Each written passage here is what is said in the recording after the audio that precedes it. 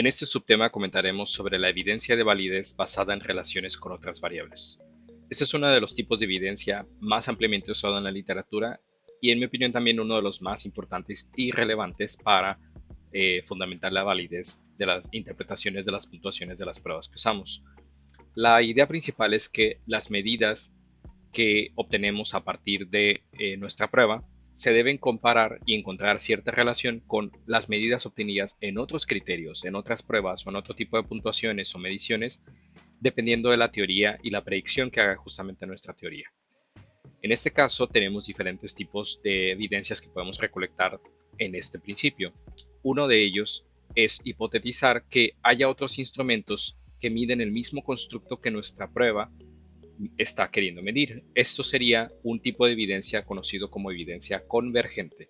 Constructos similares, por ejemplo, un instrumento de presión comparado contra otro instrumento de depresión, un instrumento de personalidad contra otro instrumento de personalidad.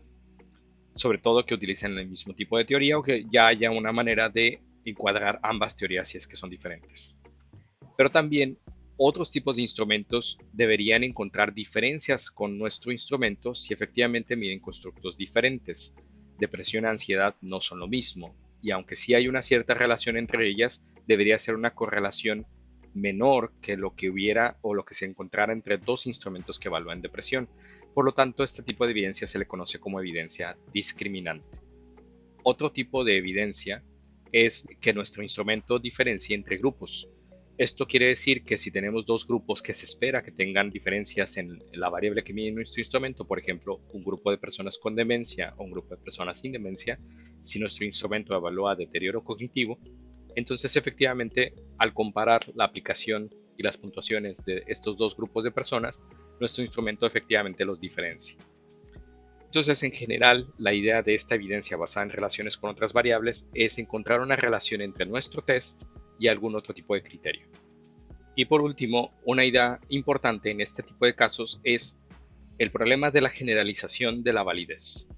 Como sucede que puede haber múltiples relaciones entre el constructo que nos interesa a nosotros, pensando, digamos, en un instrumento de personalidad, puede tener una relación con, por ejemplo, puntuaciones en cuanto a puntualidad, en cuanto a la evaluación que hacen otras personas de él o ella, en cuanto a su productividad medida de otra manera. Es decir, va a haber muchas posibles relaciones con esos muchos otros criterios.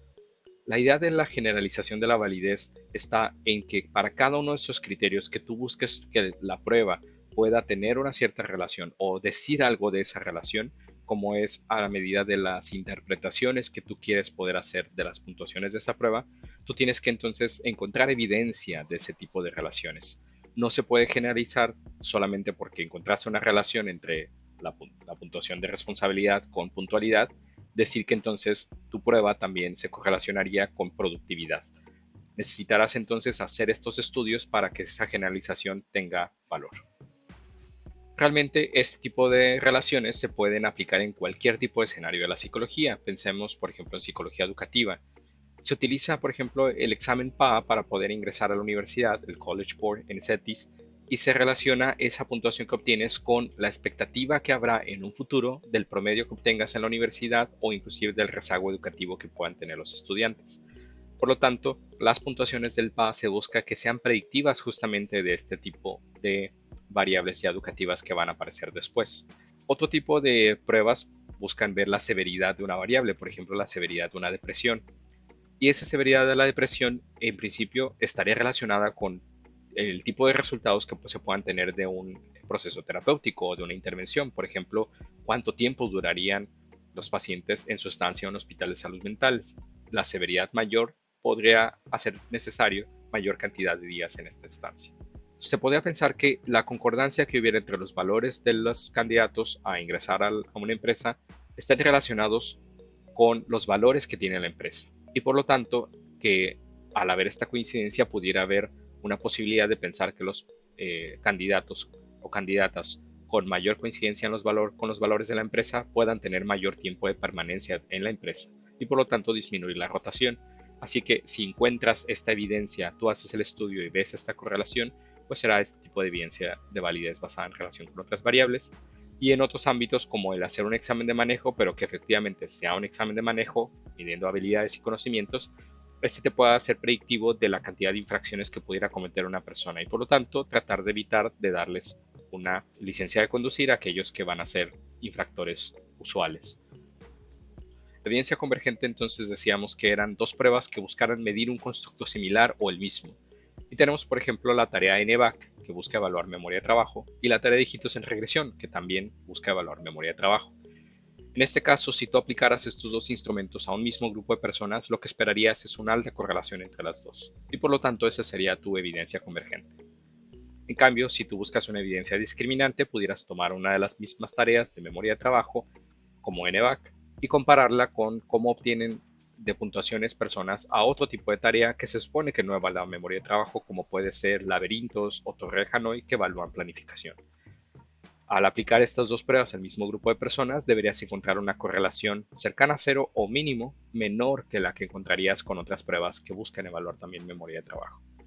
Ahora, para encontrar diferencias entre los grupos, lo que puedes hacer es encontrar grupos de personas que ya tienen algún tipo de variable diagnóstico identificado, como pueden ser pacientes internados en el hospital de salud mental comparados con personas que no tienen este diagnóstico, o personas que ya tienen diagnóstico aunque estén en sus casas, contra aquellos que tuvieron la evaluación y no se les dio el diagnóstico. Entonces, tu prueba lo que debería buscar es que a partir de cierta puntuación puedas distinguir a los que son pacientes contra los que no son pacientes. En general, la evidencia de validez basada en la relación con otras variables te presenta un coeficiente de validez que realmente al final es un coeficiente de correlación de Pearson o correlación interclase o alguna variación de las correlaciones, que lo que busca es demostrar cuál es ese nivel de relación entre las calificaciones de la prueba de tu interés y las medidas del criterio que has planteado. Puede ser otra prueba, puede ser alguna medida del medio ambiente, etc. Pero la idea es que efectivamente con mediciones estadísticas tú puedas demostrar si la hipótesis que tú tenías acerca de las relaciones entre tus puntuaciones y otro tipo de variables se sostienen con la evidencia. Consideremos ahora algunos ejemplos en estos diferentes conceptos de la evidencia basada en otras variables. Pensemos en una evidencia de un criterio, que no es otra prueba psicológica, sino más bien es un desempeño en algún lugar del mundo, ¿no? En esto pensemos en psicología deportiva. En este estudio, los investigadores utilizan un concepto que se conoce como propensión a la reinversión o propensity for reinvestment. La idea principal aquí es que tanto las personas que ya practican algún deporte y tienen ya habilidades formadas, procedimentales sobre el deporte, tiendan a regresarse en algunos momentos de alta presión sobre todo, a volver a tratar de hacer muy consciente cómo hacen los movimientos de algún tipo de habilidad. Recuerda que una habilidad procedimental cuando se va formando sí requiere que pongas mucha atención en cada uno de los movimientos y cómo realizas la actividad, pero que una vez ya bastante hecha la práctica sobre esa habilidad, el volver a poner atención en cada uno de los movimientos lo que puede hacer es que tengas peor desempeño. Y justamente esto es lo que intentaron hacer estos investigadores. En este estudio aplicaron tres escalas de propensión a la reinversión que entonces les permitieron separar a los jugadores en dos grupos, uno que tuviera alta propensión a la reinversión y otro que tuviera menor propensión a la reinversión, y luego evaluarlos en cómo se desempeñaron en una serie de juegos, ya sea que tuvieran alta presión, es decir, fueran altamente estresantes, o fueran juegos menos estresantes. La idea principal aquí era que esta relación entre este criterio del desempeño ya durante estos juegos debería estar relacionada con lo que obtuvieron en las escalas de reinversión. Y esto fue justamente lo que encontraron. Las evaluaciones de otros jugadores y las evaluaciones de sus capitanes, tanto en juegos de baja presión o bajo estrés o alta presión o alto estrés, sí se vio la diferencia que cuando las personas habían salido bajos en la escala de reinversión, su desempeño se mantenía aproximadamente igual o hasta un poco mejor según las evaluaciones de sus jugadores, sus compañeros, compañeras y capitanes. Pero en cambio, las personas con alta tendencia a la reinversión tendían a tener peor desempeño en los juegos de alta presión. Y esto, demostrado de esta manera a partir de la teoría que esté detrás de esto, justamente es lo que añade esta evidencia de validez basada en la relación con esta otra variable del desempeño en el juego. ¿Qué otro tipo de criterios se pueden utilizar también en el desempeño en el juego? Como pueden ser la cantidad de pases completados o algún otro tipo de medidas dependiendo del deporte en particular que se esté estudiando. Ahora, para el siguiente ejemplo, pensaremos en que recordemos que la validez de esta manera de pensarse actualmente no se basa solamente en las puntuaciones o en la prueba, sino también en la teoría que esté detrás. Entonces comentaremos una teoría que, como puede ser un modelo teórico como el de 5 factores de personalidad, que puede tener múltiples maneras de implementar el modelo teórico en diferentes instrumentos, pensamos en esta teoría del modelo de recaídas en el alcoholismo o alto riesgo en estas recaídas. En este caso puede haber varias maneras de hacerlo a partir de evaluaciones con cuestionarios o entrevistas o instrumentos, y en este caso únicamente nos interesará ver el tipo de evidencia que mostraron. Una vez que aplican este modelo, detectan un grupo de personas que tengan alto riesgo de caer en recaídas en el alcoholismo, y lo que se haría es comparar cómo les va a estas personas que están en el grupo de alto riesgo contra personas que están en el grupo de bajo riesgo. Lo que encuentran aquí es la cantidad de recaídas es significativamente mayor en las personas que tenían alto riesgo. Un odds ratio o una razón de posibilidades, es decir, 4 veces más posibilidades de recaídas en el grupo que se había detectado como alto riesgo. Este es el tipo de evidencia que uno buscaría poder demostrar para que tanto el instrumento que utilices para predecir, detectar, medir, etcétera, o la teoría que estás usando detrás, justamente tenga la evidencia necesaria. Sobre otros ejemplos, se podrían esperar cambios en el tiempo.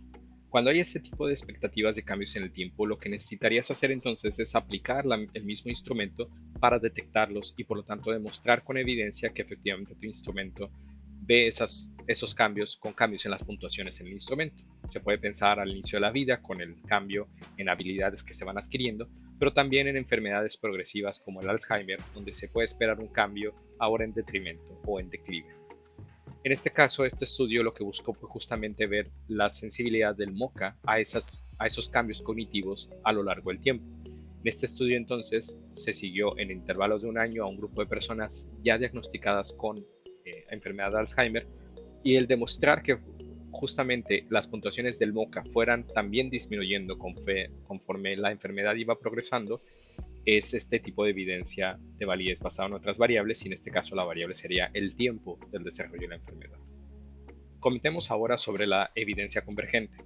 Vamos a retomar la teoría de 5 grandes factores de personalidad, y aquí vemos un estudio donde se desarrolló a partir de la base de reactivos del IPIP un instrumento y se comparó con otros instrumentos que ya se conocen, ya son comercializados como el NeoPIR.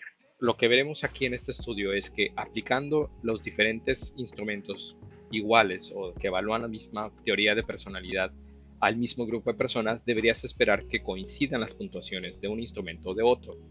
Lo que encontraron fue justamente que además de reportar la confiabilidad de cada uno de los instrumentos por separado, lo que buscaron fue presentar la evidencia de validez convergente a partir de las correlaciones que hubiera entre su propuesta de instrumento nuevo y los otros instrumentos que ya se conocían. Esto lo vamos a ver entonces en una tabla que representa las correlaciones entre un mismo factor de personalidad contra el mismo factor de personalidad pero de otra prueba. Es decir, en estas columnas lo que vemos es que cada uno de estos valores es una correlación que representa la relación de las puntuaciones que obtuvieron todo el grupo de personas en el mismo factor de neuroticismo en una de las pruebas, por ejemplo la IPIP, contra su puntuación en el mismo factor de neuroticismo pero de la otra de las pruebas. Y cada uno de estos valores justamente es esta relación entre estas múltiples pruebas que aplicaron a muestras de personas diferentes, sample 1, sample 2. Lo que esperaría según la teoría es que si dos componentes de dos pruebas diferentes se supone que evalúan la misma variable, neuroticismo o extroversión, y las relacionas entre sí, deberían obtener correlaciones altas. Y justamente es el tipo de evidencia que encuentras aquí. Consistentemente hay correlaciones bastante altas, alrededor de 80 en casi todas, que entonces esto demuestra una excelente evidencia convergente. Independientemente de cuál prueba de personalidad aplicaste, obtienes puntuaciones realmente bastante similares en todos los factores de personalidad. Esto fue convergente. Pensemos ahora en evidencia discriminante. Usemos el mismo estudio para comentarlo, porque aparte de las correlaciones que presentaban altas entre factores que supone que van a lo mismo, ahora la evidencia discriminante es obtenida a partir de esta tabla que estaba en el material suplementario, y es de las correlaciones entre factores que no son iguales de dos pruebas diferentes. Entonces lo que vemos aquí es que los valores que son de neuroticismo con neuroticismo no están aquí reportados porque ya se habían reportado en la otra tabla, y entonces esperamos que los valores de neuroticismo contra extroversión o neuroticismo contra apertura de la experiencia deberían ser más bajos de lo que reportábamos de neuroticismo con neuroticismo. Y efectivamente se encuentran correlaciones bajas, cercanas a cero, o simplemente negativas, pero simplemente son correlaciones bastante bajas comparadas con la otra tabla que veíamos. Esto es una excelente evidencia discriminante. Recuerda que discriminante no es que la prueba discrimine entre dos grupos de personas, no, sino que la evidencia discriminante es que tengas dos pruebas que se supone que evalúan cosas diferentes y que por lo tanto cuando obtienes la evidencia justamente se obtengan puntuaciones diferentes. Es discriminar entre variables o teorías diferentes. Y en este caso vemos que las correlaciones justamente son mucho más bajas. Lo que veíamos en la tabla anterior eran correlaciones realmente consistentemente altas, alrededor de 0.80, excelente evidencia convergente, porque son el mismo factor con el mismo factor de dos pruebas diferentes, y en este caso es evidencia discriminante, correlaciones muy bajas por todos lados, porque son factores de personalidad diferentes. Existen otro tipo de evidencias que ahora sí es diferenciar entre grupos. En este caso mencionamos un ejemplo de una escala que evalúa edadismo, ageism, o una actitud negativa hacia ciertos tipos de edades. En este caso, este estudio lo que buscó fue sondear una hipótesis que tenían sobre que las personas más jóvenes pudieran tener mayor puntuación de edadismo o las personas varones. Y que entonces al aplicar el instrumento que tuviera tres factores que identificaban a partir de su teoría, sí encontraron que los individuos jóvenes y los individuos hombres justamente tenían puntuaciones significativamente más altas de edadismo y en esta escala. Por lo tanto, esta sería una buena evidencia de la diferencia entre grupos, porque a partir de la hipótesis que ya presentabas de tu teoría anterior, encontraste que tu instrumento efectivamente distinguía a estos grupos. Ahora, lo vemos en esta tabla donde las tres subescalas de esa escala de edadismo, estereotipo, separación y actitudes afectivas, vemos los hombres, las mujeres separados en estos dos y vemos la comparación con TED Student entre hombres y mujeres por cada uno de los tres factores. Lo que vemos es que el valor P al ser muy bajo quiere decir que sí existen diferencias significativas, entonces este tipo de evidencia de diferenciación entre grupos justamente te ayuda a fundamentar esta evidencia de validez. Pero recuerda que debe ser una propuesta o una hipótesis venidas de la teoría o de estudios previos. Entonces debe ser una evidencia que tú ya esperabas confirmar con las puntuaciones de tu instrumento. Ahora veamos que justamente en enfermedades de cierto tipo puedes buscar que las personas que ya tienen un diagnóstico, tú poder aplicarles el instrumento que tú quieres verificar si efectivamente distingue a las personas con ese tipo de diagnóstico y ver si las puntuaciones te permiten distinguir un grupo de otro. Entonces pensemos en el MoCA y ahora es en el caso de demencia vascular. Es un tipo de demencia que es acumulación por eventos cerebrovasculares. En este tipo de casos de demencia ya diagnosticada, lo que esperarías es que las personas con ese diagnóstico obtengan puntuaciones en el MoCA más bajas que las personas que no tengan ese diagnóstico o que se les evalúe, inclusive se les diga que efectivamente no lo tienen. Y en este tipo de situaciones lo que se hace es una mezcla de análisis que buscan detectar la sensibilidad y la especificidad de la prueba. Es decir, la sensibilidad es que tanto de los pacientes que efectivamente tienen ese diagnóstico son clasificados como con ese diagnóstico a partir de la puntuación en el MoCA, y la especificidad que tantos de los pacientes que no tienen ese diagnóstico efectivamente se les exime de ese diagnóstico con la puntuación utilizada en el MoCA. Qué tantos aciertos tienes en unos y otros te permiten dibujar un análisis que se conoce como área bajo la curva, en tipo de curvas que se conocen como ROC, y lo que buscas es que esa área bajo la curva sea lo más cercana a 1. Querrá decir esta área bajo la curva que si es 1 es el 100% de los pacientes, ya sea que tengan o no tengan el diagnóstico, la demencia, son clasificados correctamente. Y lo que vemos es que es una puntuación muy alta, lo que quiere decir que es una excelente evidencia de validez basado con otras variables de esta diferenciación entre grupos. Y de hecho el MoCA parece tener mucho mejor rendimiento en este tipo de situación que otras pruebas muy usadas como el Minimentor. Para estas diferencias entre grupos retomemos otro de los instrumentos que es sobre estilos de manejo. Estos estilos de manejo, entonces evaluados con esta escala, tenían varios de los factores, tenían 6 factores aquí. Y la idea de este estudio fue justamente buscar personas que tuvieran reincidencia en ofensas de tránsito, 121 personas, y personas que no tuvieran ese tipo de reincidencias, non-offenders, 900 personas. y el verificar si el instrumento permitía distinguir con las puntuaciones obtenidas en cada escala entre los ofensores y los no ofensores, según el estilo de manejo que detectara el instrumento.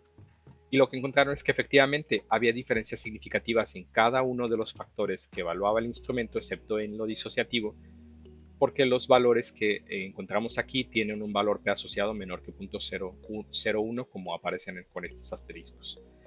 Esto entonces también es evidencia de validez basado en la relación con otras variables, y aquí es la variable categórica de cero no cero ofensor del reglamento de tránsito.